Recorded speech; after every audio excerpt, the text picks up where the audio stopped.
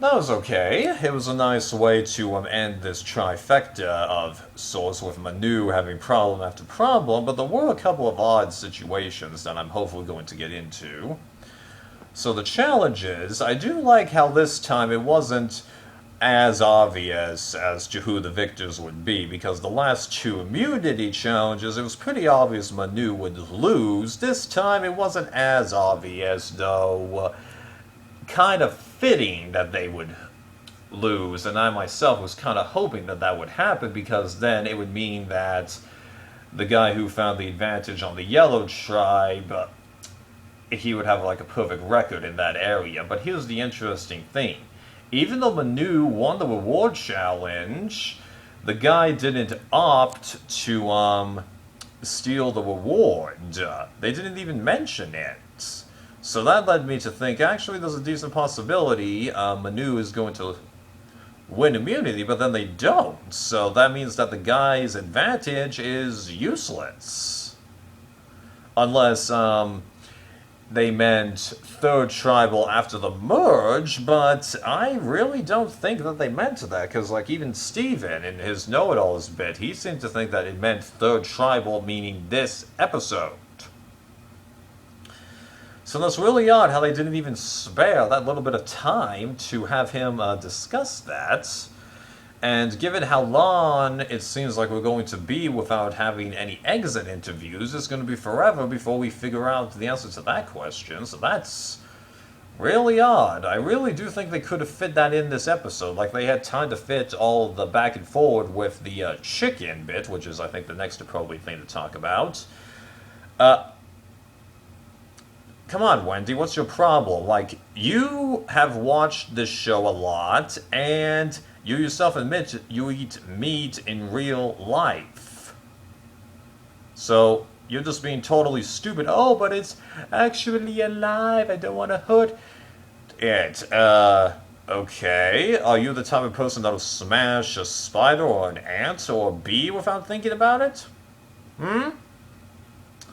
And as Kelly Wentworth and I think one other person in this episode pointed out, the chickens that normal people eat in real life go for way worse fates than the chickens on Survivor, for crying out loud, because the chickens in, well, okay, Survivor is real life, alright, I admit, but in normal circumstances, chickens never taste fresh air, see the sun.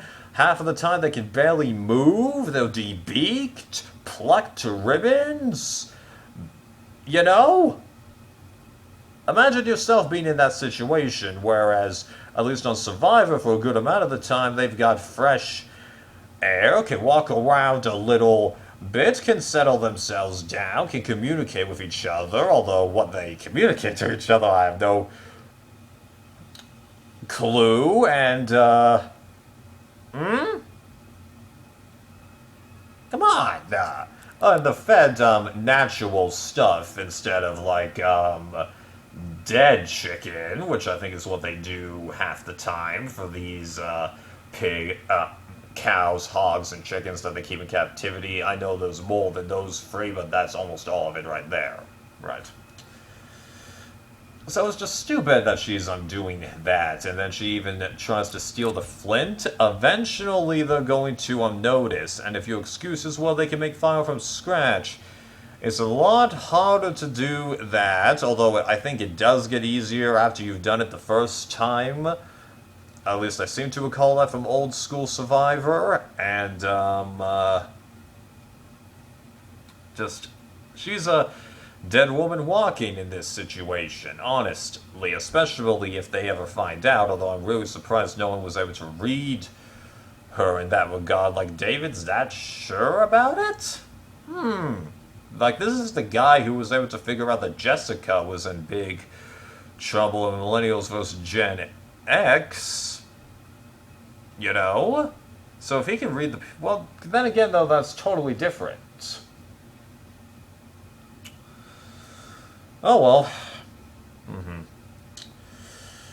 And then the big, issue, because at first it's Kelly Wentworth or Wendy going, And David, is making the pitch to the strong guys minus War Dog that it needs to be Kelly Wentworth, but then Chris, because he doesn't want to piss off War Dog, who he's close to, even though War Dog is also close to Kelly Wentworth, decides to tell him about it, and Dalton Ross argues that this makes sense, because you just don't want your ally to be too surprised by the situation, and leaving people out of the loop can cause problems. I can't think of a really obvious example right now, but it can happen.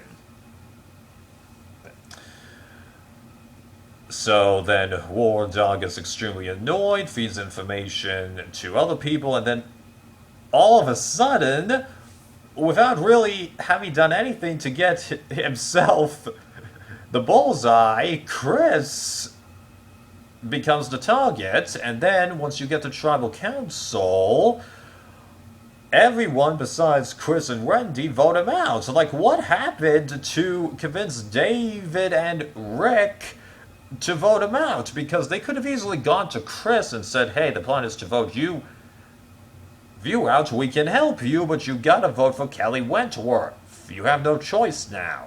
They could have done that. Sure, they probably had a better read on the situation than us viewers do, but just, because the information definitely got back to them. I know that War Dog or Kelly Wentworth ended up talking to Rick, although I think it was David who had the confessional saying that everything had changed. It's just so odd.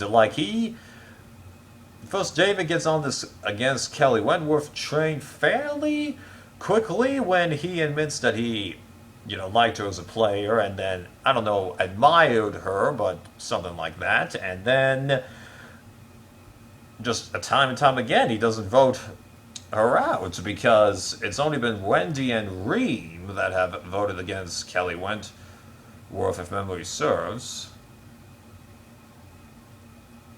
Yeah, I think that's right.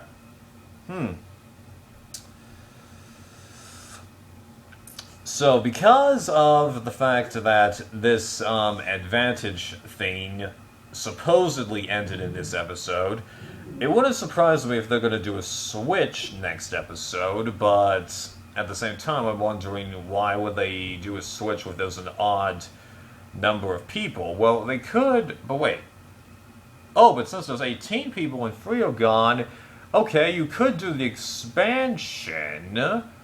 Okay, that's the only way it would make sense, unless you're going to do Exile Island again, but because I don't know if the Nullifier was in play this season or not. So that's a good question. We'll see.